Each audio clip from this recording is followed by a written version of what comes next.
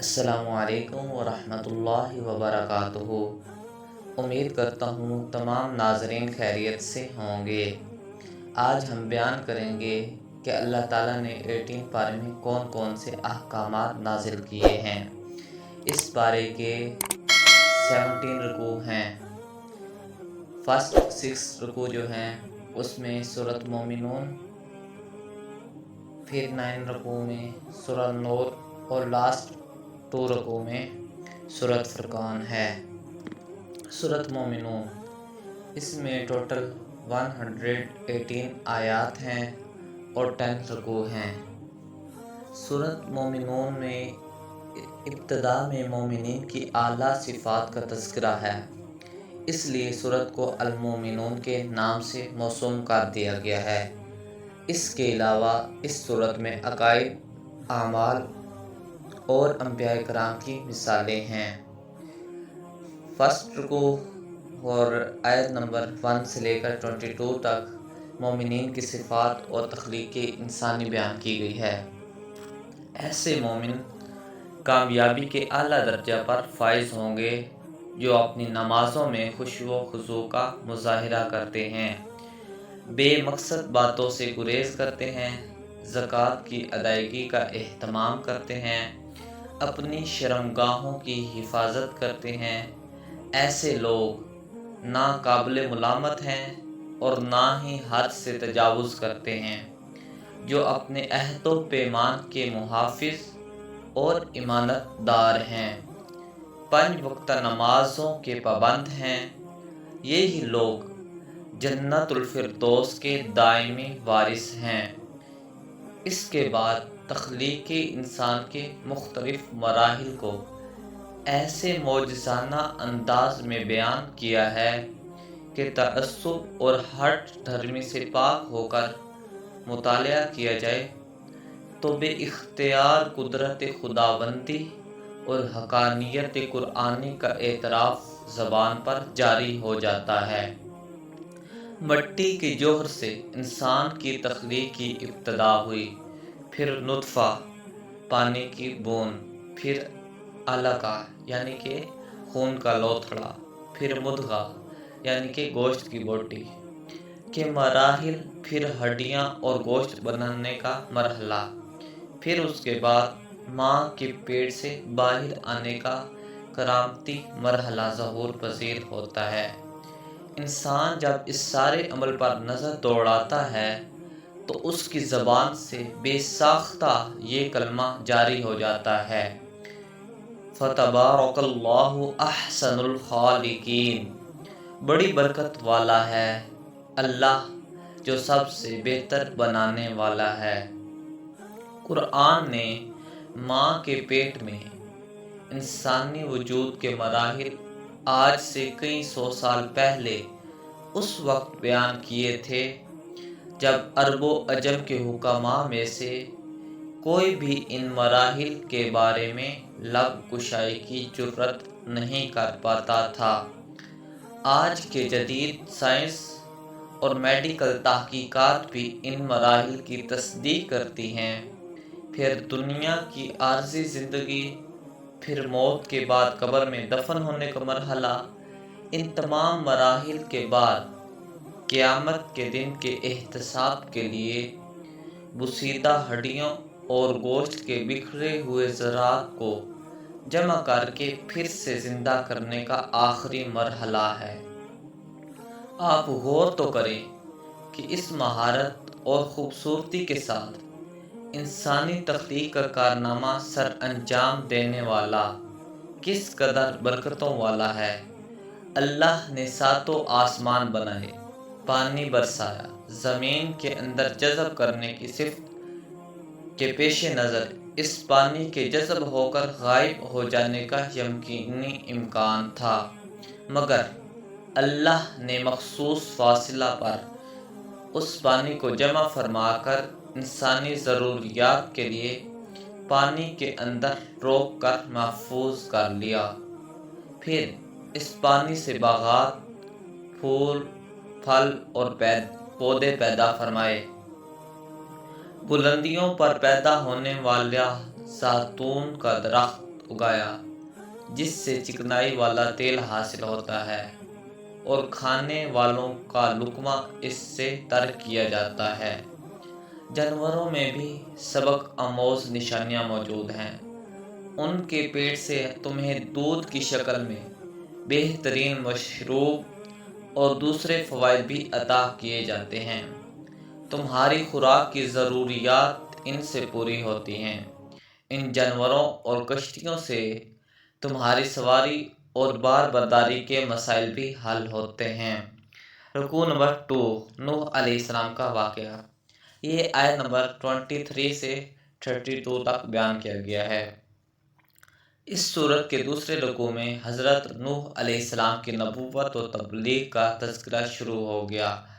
ابو البشر ثانی، حضرت نوح علیہ السلام نے اپنی قوم کو دعوت توحید دی تو وہ کم بخت لغو اور بھونڈے اعتراض کرنے لگے۔ آپ کی ایک انسان سے زیادہ حیثیت ہی کیا ہے؟ آپ دین کے نام سے ہم پر اپنی برتری ثابت کرنا چاہتے ہیں۔ اگر اللہ نے رسول بنانا ہی تھا تو کسی فرشتے کو رسول بنا دیتے۔ نوح علیہ السلام نے قوم کے جھٹلانے کی شکایت اللہ کے دربار میں پیش کی۔ اللہ نے کشتی بنانے کا حکم دیا، آسمان سے پانی برسا کر سیلاب کا عذاب بھیجا۔ نوح علیہ السلام اور ایمان والوں کو کشتی میں بحفاظت بچا لیا اور کافروں کو غرق کر کے آنے والوں کے لیے عبرت کا سامان بنا دیا۔ پھر دوسری قومیں اللہ نے پیدا کی، ان میں توحید کا پیغام دے کر رسول بھیجا۔